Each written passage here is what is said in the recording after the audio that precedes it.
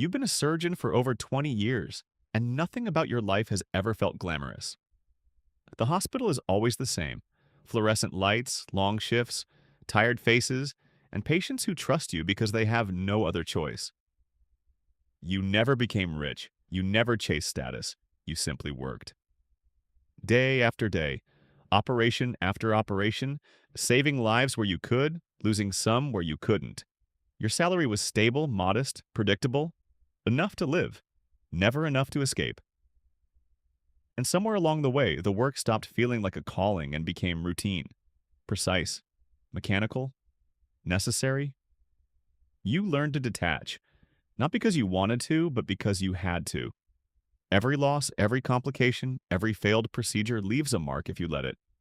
So you don't let it. You focus on technique, on process, on outcomes. You measure success in survival rates, not emotions. Over time, your name becomes known inside the hospital, not because you are famous, but because you are reliable. People refer difficult cases to you. Nurses trust your judgment. Residents watch how you operate. You become part of the system. Quietly, invisibly. That night, you stay later than usual. The corridors are empty. The operating rooms are closed. The sounds of machines are gone, replaced by silence that feels heavier than noise. You are reviewing charts, finishing documentation, preparing for the next day. Nothing unusual. Just another late evening and a long career that has blurred into repetition. Then you hear a knock. Not from inside the hospital, not from staff. This is different. A pause. Then another knock. Controlled. Deliberate. You look up. You weren't expecting anyone. Visitors at this hour are rare, and unauthorized ones are almost unheard of. You step toward the door, open it slowly. Two people stand outside. Not dressed like patients, not like hospital personnel either. Their presence feels out of place, almost too composed for the setting. They don't rush to speak, they observe you first, as if confirming something. "You're the surgeon," one of them says. It's not a question. You don't respond immediately. You assess them instead. Posture, eye contact, tone. These are not random visitors. They are here for a reason, and they already know who you are. "We need to talk," the second one adds, privately. There is something in their manner that signals control, not urgency. They are not begging, they are offering. You hesitate for only a moment before letting them in. Not because you trust them, but because curiosity outweighs caution. You close the door behind them. The hallway outside remains empty. No witnesses, no interruptions. They don't sit immediately. They walk a few steps inside, taking in the environment, the simplicity of the room, the lack of anything personal. Just a workspace, functional, minimal. "You've been doing this a long time," one of them says, "long enough to understand how systems work." You stay silent. They continue. "And long enough to know where the system fails." Now you're listening more carefully. Not reacting, just absorbing. "There are people who need access to organs," the first one says.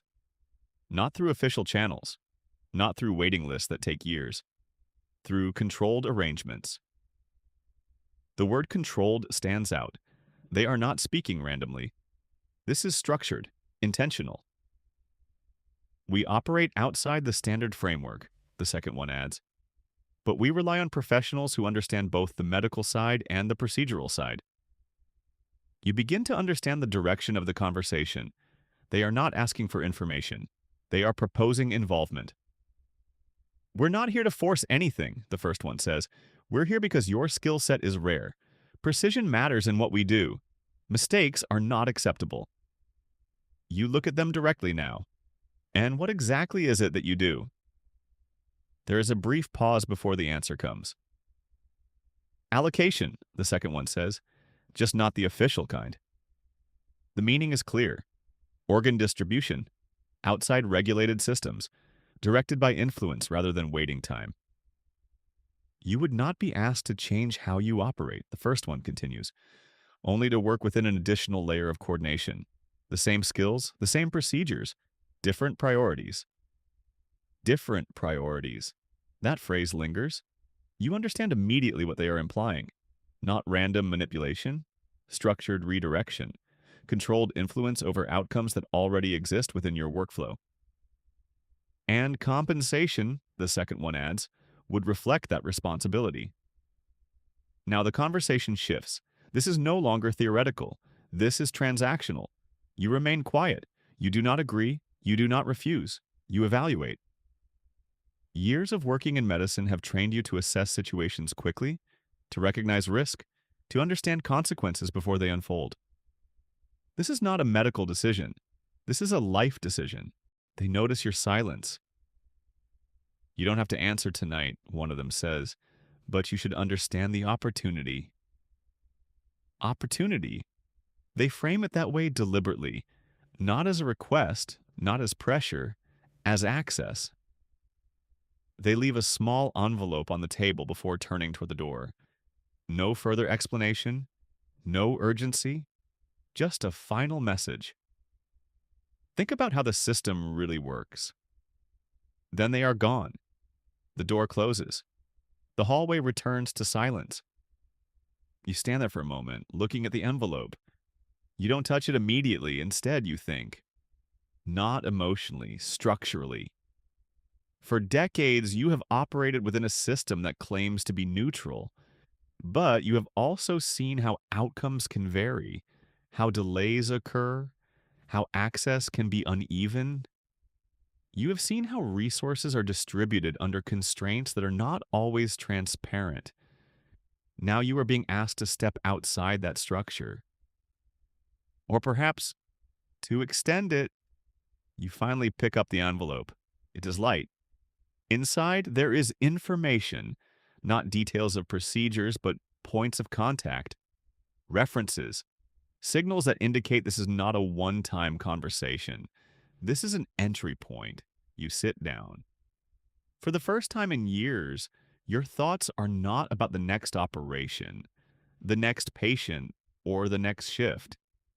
They are about control, about access, about what it means to operate in a system where outcomes can be influenced beyond the visible layer. You realize something important. This was never just about medicine. It was always about who gets access, who waits, and who decides. And now, for the first time, someone has offered you a role that sits exactly at that intersection. You don't make a decision in a single moment. What happens instead is slower, subtler, a gradual shift in how you interpret everything around you. The envelope is never mentioned again. Not by anyone, not directly, but its presence seems to echo in small, almost unnoticeable ways. At first, nothing changes. Your schedule remains the same. Your responsibilities remain unchanged. You continue performing surgeries, attending meetings, documenting cases. From the outside, your life is identical to what it has always been, but internally, something has altered. You begin to notice patterns you previously ignored. Not anomalies, but consistencies that reveal how much of the system depends on timing, sequencing, and prioritization. You see how outcomes are shaped not just by decisions, but by when those decisions are made and how information flows between points. You start to understand your position differently, not as someone at the center of everything, but as a point through which many things pass. Days pass, then weeks.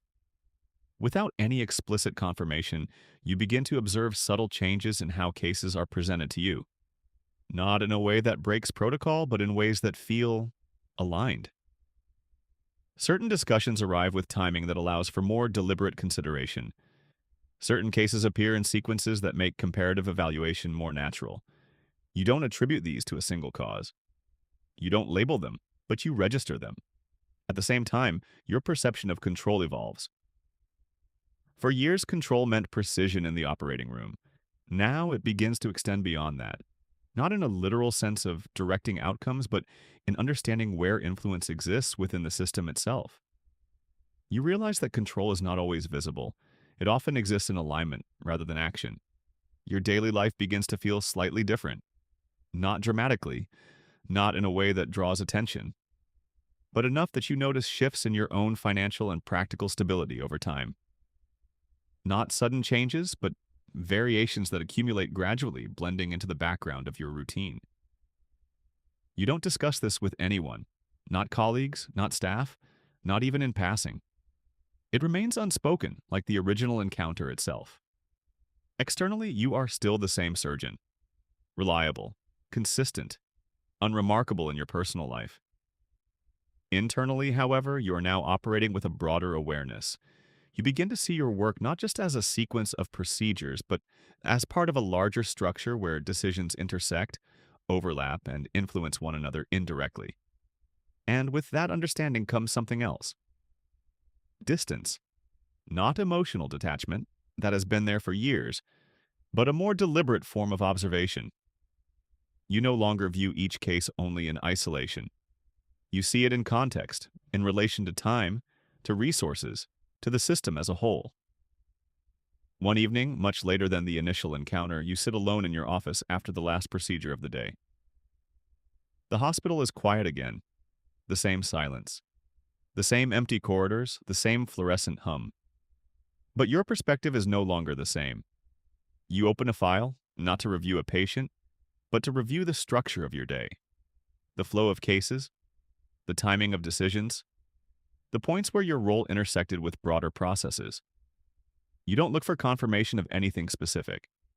Instead, you look for understanding, and what you find is simple, yet irreversible. Nothing in your environment has changed in a visible way, but everything has changed in how you perceive it. You lean back in your chair and let the thought settle. You were never given a clear answer. No explicit agreement, no defined contract, no formal entry into anything, only an invitation. And what followed was not a transformation of your job, but a transformation of your awareness. The system continues as it always has. Patients arrive, decisions are made, surgeries are performed, outcomes are recorded. From the outside, nothing is different. From your perspective, everything is understood differently. You turn off the light in your office, stand up, and leave the hospital the same way you always have. But this time, as you walk through the corridors, you no longer see just a workplace. You see a structure, a network of decisions, a system that appears fixed but is in reality shaped by the people within it. And for the first time in 20 years, and you fully understand where you stand inside it.